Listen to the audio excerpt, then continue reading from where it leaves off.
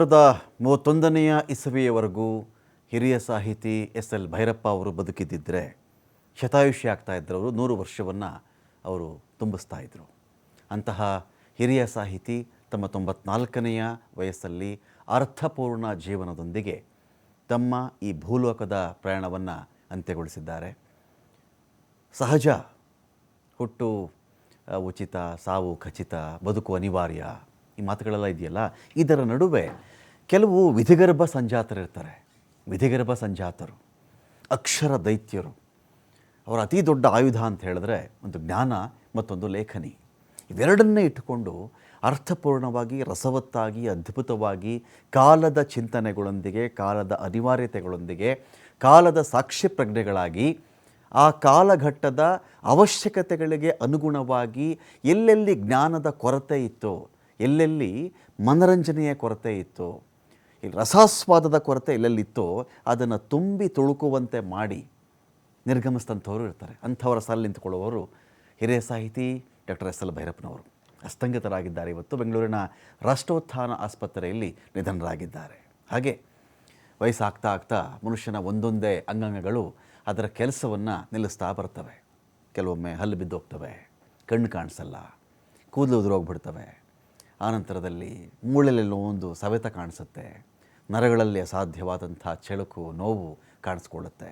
ಕಟ್ಟ ಕಡೆಗೊಂದು ದಿನ ಹೃದಯ ಇನ್ನು ಸಾಕು, ಇನ್ನು ನಾನು ಮಿಡಿಯಲಾರೆ, ನನಗೆ ಆ ಶಕ್ತಿ ಉಳಿದಿಲ್ಲ ಅಂಥೇಳಿ ಹೃದಯದ ಮಿಡಿತವನ್ನು ನಿಲ್ಲಿಸಿದ ಮರುಕ್ಷಣದಲ್ಲೇ ಆ ಮನುಷ್ಯ ನಿಧನರಾದರು ಅಂತ ಕರೆದು ಬಿಡ್ತಾರೆ. ಉಳಿದದ್ದು ಪಾರ್ಥಿವ ಶರೀರ, ಅಂತಿಮ ವಿಧಿವಿಧಾನ, ಜನಗಳಿಗೆ ದರ್ಶನ ವ್ಯವಸ್ಥೆ, ಆ ವ್ಯಕ್ತಿಯ ಸ್ಟೇಟಸ್ಗೆ ಅನುಗುಣವಾಗಿ, ಅವರ ಸಾಧನೆಗೆ ಅನುಗುಣವಾಗಿ ಉಳಿದಂಥ ಪ್ರಕ್ರಿಯೆಗಳು ನಡೆದು ಹೋಗ್ತವೆ. ಆದರೆ ಇದರ ನಡುವೆ ಹೃದಯ ಮಿಡಿಯುವುದಕ್ಕೆ ಶುರುವಾಗಿ ಹೃದಯ ತನ್ನ ಮಿಡಿತವನ್ನು ನಿಲ್ಲಿಸೋದಕ್ಕಿಂತ ಮುಂಚಿನ ಒಂದು ಅವಧಿ ಇದೆಯಲ್ಲ, ಈ ಅವಧಿಯಲ್ಲಿ ಮನುಷ್ಯ ಏನಾಗಿ ಹೋದ, ಏನು ಸಾಧಿಸಿದ ಎನ್ನುವ ವಿಚಾರವೇ ಅತ್ಯಂತ ಪ್ರಮುಖವಾಗುತ್ತೆ.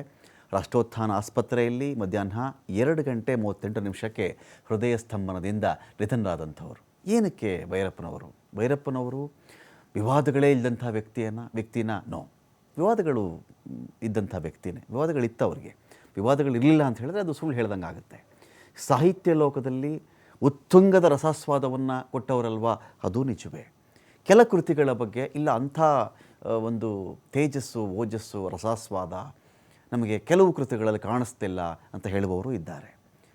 ಕಡೆಗೆ ಒಬ್ಬ ವ್ಯಕ್ತಿಯನ್ನು, ಓದುಗರನ್ನು ಚರ್ಚೆಗೀಡು ಮಾಡಬೇಕಾಗಿತ್ತು. ಕೆಲವು ವಿಷಯಗಳಲ್ಲಿ ಓದುಗರಲ್ಲೇ ಪ್ರಶ್ನೆ ಹುಟ್ಟಾಕಬೇಕಾಗಿತ್ತು. ಅವರವರಲ್ಲಿ ಪ್ರಶ್ನೆ ಉತ್ತರ ಜಿಜ್ಞಾಸೆಗಳು ಹುಟ್ಟುವಂತೆ ಮಾಡಿ ಉತ್ತರವೂ ಸಿಗುವಂತೆ ಮಾಡುವುದು ಲೇಖಕನೊಬ್ಬನ ಕರ್ತವ್ಯ ಅಂತ ಕೆಲವರು ಹೇಳ್ತಾರೆ. ಇಲ್ಲ, ಭೈರಪ್ಪನವರು ಖುದ್ದು ವಾದಕ್ಕೆ ನಿಂತುಬಿಟ್ರು. ಕಡೆಯಲ್ಲಿ ತಾವು ನಂಬಿಕೊಂಡಂಥ ಸಿದ್ಧಾಂತದ ವಿಚಾರದಲ್ಲಿ ವಾದಕ್ಕೆ ನಿಂತುಬಿಡೋರವರು. ಅದಾಗಬಾರ್ದಾಗಿತ್ತೇನೋ ಅಂತ ಹೇಳುವವರು ಇದ್ದಾರೆ. ಅದಾಗಬಾರ್ದಾಗಿತ್ತೇನೋ ಅಂತ. ಇಲ್ಲ ರೀ, ಒಂದು ಸಿದ್ಧಾಂತ ನಂಬಿಕೊಂಡ್ರೆ ಈ ಥರ ಕಟ್ಟ ಕಡೆಯವರೆಗೂ ಫೈಟ್ ಮಾಡಬೇಕು, ಅದೇ ಸರಿ ಅಂತ ಹೇಳುವವರು ಇದ್ದಾರೆ. ಇನ್ನು ಕೆಲವರು ಒಬ್ಬ ಸಾಹಿತಿ ಹೇಗಿರಬೇಕು ಎನ್ನುವುದಕ್ಕೂ ಭೈರಪ್ಪನವರೇ ಉದಾಹರಣೆ, ಹೇಗಿರಬಾರ್ದಾಗಿತ್ತು ಅನ್ನೋದಕ್ಕೂ ಕೂಡ ಭೈರಪ್ಪನವರೇ ಉದಾಹರಣೆ ಅಂತ ಹೇಳೋರು. ಇನ್ನು ಕೆಲವರು ನಾವು ಮಾತನಾಡಿಸ್ತಾ ಹೋದಾಗ ಅವರ ಅಭಿಪ್ರಾಯಗಳು ಕೇಳ್ತಾ ಇದ್ದಂತೆ ಸೈದ್ಧಾಂತಿಕವಾಗಿ ನಾವು ಅವರ ಅನೇಕ ವಿಚಾರಧಾರೆಗಳನ್ನು ಒಪ್ಪದೇ ಇರಬಹುದು. ಆದರೆ ಅವರ ಸಾಹಿತ್ಯ ಕೃಷಿಯ ಬೆಳೆ ಇತ್ತಲ್ಲ, ಆ ಬೆಳೆಯನ್ನು ನಾವು ಸವಿದಿದ್ದೇವೆ, ಅದು ರುಚಿಸಿದೆ ನಮಗೆ, ಆ ಹಣ್ಣುಗಳನ್ನು ಬಿಡಿಸ್ಕೊಂಡು ತಿಂದಿದ್ದೀವಿ ನಾವು, ಖುಷಿ ಇತ್ತು ಅಂತ ಹೇಳುವಂಥವರು ಇದ್ದಾರೆ. ಏನೇ ಇರಲಿ, ಸುಮಾರು ಈಗ ತಮ್ಮ ಜೀವನದ 10ನೇ ದಶಕದಲ್ಲಿ ಜೀವಿಸ್ತಾ ಇದ್ದರು. ಅಂಥ ಅದ್ಭುತ ಸಾಹಿತಿಯೊಬ್ಬರು ಇವತ್ತು ನಮ್ಮ ನೆಲವನ್ನು ತೊರೆದಿದ್ದಾರೆ. ಬೆಂಗಳೂರಲ್ಲೇ ಇದ್ದರು. ವಯೋಸಹಜ ಕಾಯಿಲೆಗಳು ಇತ್ತು ಅವ್ರಿಗೆ. ಹೇಳ್ತಾರಲ್ಲ, ಅನೇಕರು 3 ತಿಂಗಳಿಗೋ 6 ತಿಂಗಳಿಗೋ ಒಂದು ಪುಸ್ತಕವನ್ನು ಬರೆದು ಬಿಡುಗಡೆ ಮಾಡಬಹುದು. ಪುಸ್ತಕ ಬಿಡುಗಡೆ ಅಸಾಧ್ಯದ ಕೆಲಸ ಅಲ್ಲ. ಯಾರೋ ಹಿರಿಯ ಪತ್ರಕರ್ತರೊಬ್ಬನ ಹಾಗೆ ಮಾತಾಡಿಸ್ತಿದ್ದೆ ನಾನು. ಇದೇನು ರೀ ಇವಾಗೆಲ್ಲ ಇಷ್ಟಿಷ್ಟು ಬೇಗೆಲ್ಲ ಪುಸ್ತಕ ಬಿಡುಗಡೆ ಮಾಡ್ತಾರೆ ಅನ್ನೋ ವಿಚಾರಕ್ಕೆ ಹೀಗೆ ಲೋಕಾಭಿರಾಮವಾಗಿ ಅವರಿಂದ ಮಾತು ಬರ್ತಾ ಇತ್ತು. 10 ವರ್ಷದಿಂದ ಪ್ರಯತ್ನ ಪಡ್ತಾ ಇದ್ದೀನಿ, ಒಂದೇ ಒಂದು ಪುಸ್ತಕ ನಾನು ಕಂಪ್ಲೀಟ್ ಮಾಡೋಕ್ಕಾಗಿಲ್ಲ. ಕೆಲವರು ನೋಡಿದ್ರೆ 3 ತಿಂಗಳಿಗೋ 4 ತಿಂಗಳು ಪುಸ್ತಕ ಬರೆದು ಬಿಡ್ತಾರೆ. ವ್ಯತ್ಯಾಸಗಳಿರ್ತವೆ. ಭೈರಪ್ಪನವ್ರ ವಿಚಾರದಲ್ಲಿ ನಾನು ಆಗಲೇ ಅದೇ ಥರ ನಾನು ನೋಡ್ಕೊಂಡು ಬರ್ತಾ ಇದ್ದೆ. ಯಾವಾಗ ಬಂದಿದ್ದು ಸಾರ್ಥ, ಯಾವಾಗ ಬಂದಿದ್ದು ಮಂದ್ರ, ಆನಂತರದಲ್ಲಿ ನಾಯಿ ನೆರಳು ಯಾವಾಗ ಬಂತು, ಗೃಹಭಂಗ 1970, ವಂಶವೃಕ್ಷ 65. ಒಂದೊಂದು ಪುಸ್ತಕಕ್ಕೆ ಸರ್ವೇ ಸಾಮಾನ್ಯವಾಗಿ ಒಂದು 5-6 ವರ್ಷಗಳ ಕೃಷಿಯನ್ನು ಮಾಡಿದಂಥವರು ಭೈರಪ್ಪನವರು. ಆ ಪುಸ್ತಕವನ್ನು ಈ ಥರ ನಾವು ಹಿಡಿದುಕೊಂಡ್ರೆ ನನಗೇನೋ ಮಿಸ್ ಆಯಿತು, ಇಲ್ಲಿ ಯಾವುದೋ ಕ್ವಶನ್ ನನಗೆ ಉತ್ತರ ಸಿಕ್ಕಲಿಲ್ಲ ಎನ್ನುವಂತಿರಬಾರ್ದು ಎನ್ನುವ ಒಂಥರ ಢಾಳಾದ ತತ್ವಗಳೊಂದಿಗೆ ಅವರು ಹೋದಂಥವ್ರು ಅಂತ ಅನಿಸುತ್ತೆ ನಮಗೆ. ಒಂದು ಮ್ಯೂಸಿಕ್ ಬಗ್ಗೆ ನಾನೇನೋ ಓದಬೇಕು ಅಂತ ತಗೊಂಡಾಗ ನನಗೆ ಅಲ್ಲೇನೋ ಕಾಣಿಸ್ಬೇಕು ನನಗೆ, ಅಬ್ಬಾ ಇಷ್ಟೆಲ್ಲ ಇದೆಯಾ, ಒಂದು ಸಂಗೀತ ಅನ್ನೋ ಒಂದು ವಿಷಯ ತೊಗೊಂಬಿಟ್ಟು ಇಷ್ಟಿದೆಯಾ ಇದರಲ್ಲಿ, ಒಂದು ಆವರಣ, ಭಾರತ ಇತಿಹಾಸವನ್ನು ತಿರುಚಲಾಗಿದೆ ಅಂತ ಒಂದು ಬರೆದಂಥ ಒಂದು ಕಾದಂಬರಿ ಅದು.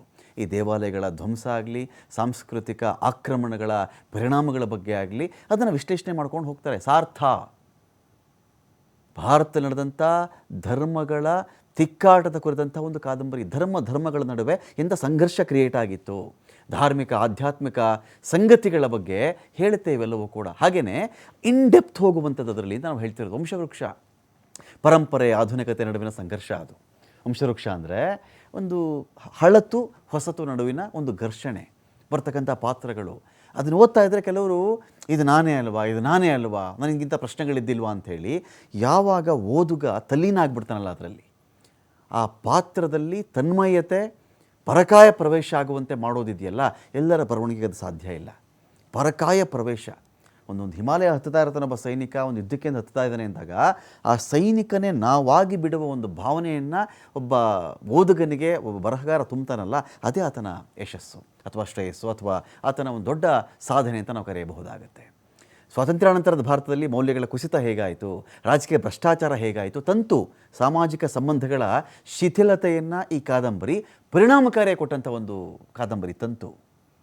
ಅಂದರೆ ಒಂದೊಂದು ತಂತುವಿನಲ್ಲೂ ಈ ಪರಂಪರೆಗಳ, ಈ ನೆಲದ ಅನೇಕ ವಿಚಾರಗಳ ತಂತಿಯನ್ನು ಮೀಟಿ ಅದರಿಂದ ಹೊಮ್ಮುವಂಥ ಸ್ವರವನ್ನು ಕಿವಿಗಳಿಗೆ ಬೀಳಿಸಿ ಅದರಿಂದ ಓದುಗರು ಎಂಜಾಯ್ ಮಾಡಿದಂತಹ ಅದ್ಭುತ ಬರಹಗಾರ ಎಸ್.ಎಲ್. ಭೈರಪ್ಪನವರು ನಿರ್ವಿವಾದವಾಗಿ.